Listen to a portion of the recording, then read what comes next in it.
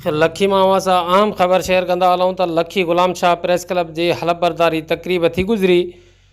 GDA जे MPA Mohammad Shahryar Khan मार नए चूंडियल बॉडीअ जे उहिदेदारनि ऐं एग्ज़ीक्यूटिव कमेटी जे मेंबरनि खे हलफ़ खणायो। उन मौक़े ते महिमान ख़ासि MPA मोहम्मद शहरियार ख़ान मार, सीनियर सहाफ़ी जान मोहम्मद मार, पेटे अलिफ अगवान ग़ुलाम रसूल मार, शिकारपुर के बुज़ुर्ग सहाफ़ी रहमतुल्लाह सुमरो, इंफॉर्मेशन शिकारपुर के डिप्टी डायरेक्टर इरशाद अहमद चांडियो हलफ़ वफ़ादारी तकरीब के ख़िताब किया। जॾहिं त तकरीब में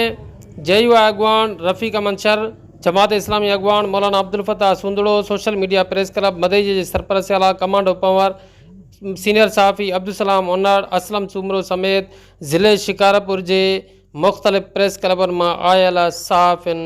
वॾे तइदाद में शिरकत कई। स्टेट सेक्रेटरी जा फ़राइज़ सहाफ़ी ग़ुलाम नबी सुमरो सरअंजाम ॾिना, जॾहिं त तकरीब के अगूणे प्रेस क्लब के सदर अब्दुल रज़ाक बिरोई आजियाणू पेश कियो।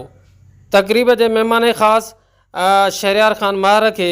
नए मुंतखब प्रेस क्लब के सदर हिदायतुल्लाह मार अजरक जो तोहफ़ो पेश किया। बिस्मिल्लाहिर्रहमानिर्रहीम। नाले ग़ुलाम नबी वल्द मुहर्रम अली अज बरोज़ छंछर तारीख़ 19 मार्च 2022 ते प्रेस क्लब लखी ग़ुलाम शाह 19/3/2022 ते प्रेस क्लब लखी ग़ुलाम शाह जे उहिदे जो हलफ़ खणंदे अल्लाह पाक ऐं हिन जे आख़िरी नबी हज़रत मोहम्मद सल्लल्लाहु अलैहि वसल्लम खे अल्लाह पाक ऐं हुन जे आख़िरी नबी हज़रत मोहम्मद सल्लल्लाहु अलैहि वसल्लम खे आख़िरी नबी मञंदे, क़ुरान पाक खे अल्लाह जो आख़िरी किताब मञंदे,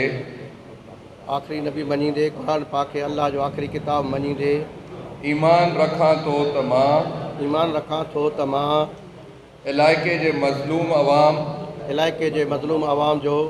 जो आवाज़ आला ऐवाननि ताईं पहुचाइण लाइ अहम किरदार अदा कंदो रहंदुसि ऐं ज़ाती तरजीह खां बालातर थी प्रेस क्लब लखी ग़ुलाम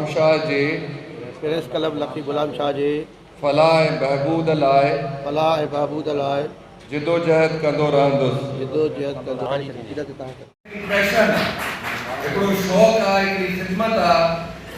सही शइ खे रिपोर्ट कयां ऐं सियासतदान लाइ त मां जेको सही कमु आहे इलाइक़े लाइ मुंहिंजे ईमान जे हिसाब सां मां उहो सही कमु कयां। त इन करे तव्हां सभिनी दोस्तनि खे इहा गुज़ारिश हूंदी त इनखे हिकिड़ी फुल भरपूर ज़िम्मेवारीअ सां सरअंजाम ॾियो। इहो न सोचो त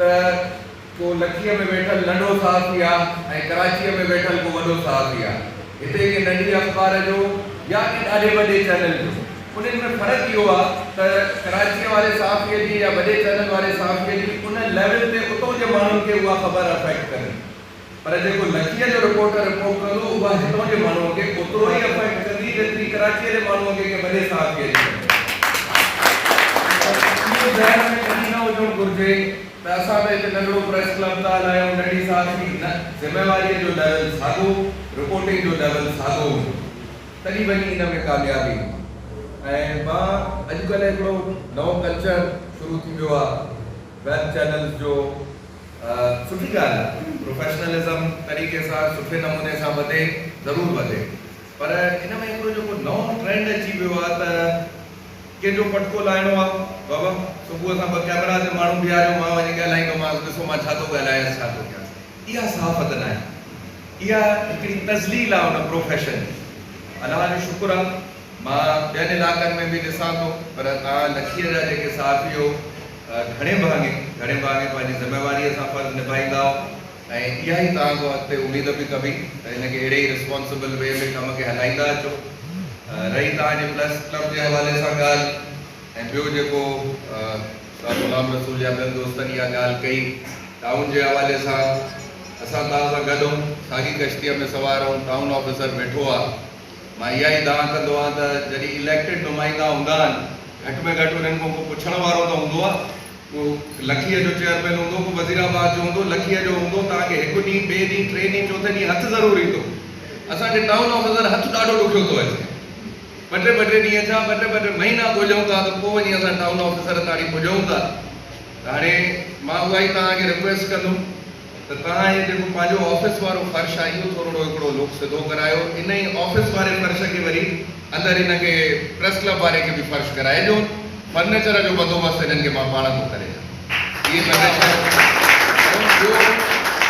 तव्हां का अनड्यू या का असां वॾो कमु नथा घुरऊं, जेको बेसिक आहे डेवलपमेंट खे बि छॾे ॾियो। तव्हां ते घणा ज़ोर आहिनि, दबाव आहिनि, सफ़ाई सुथराई उहो राइट आहे इलाइक़े जे माण्हुनि जो, उनजी फंडिंग बि आहे, अवेलेबल बि आहे, ॿियो माण्हुनि खे मुंहुं ॾियो ऐं इहा सफ़ाई सुथराई घटि में घटि करायो त हाइजीन जे पासे ॾियो त सिधा वञो। बाक़ी इन में प्रेस क्लब जे हवाले सां मां इहो ई तव्हां लाइ अनाउंस कयां थो दोस्तनि लाइ त फर्शबंदी ऐं थोरो जेको सिविल वर्क्स आहिनि इहे टाउन खां रिक्वेस्ट करे करायूं था। बाक़ी जेको तव्हांजो फर्नीचर या का अहिड़ी इक्विपमेंट खपे उहो वेही पोइ मां सां अब्दुल रज़ाक आहे वेही ॻाल्हायो त उहो असां तव्हांखे पाण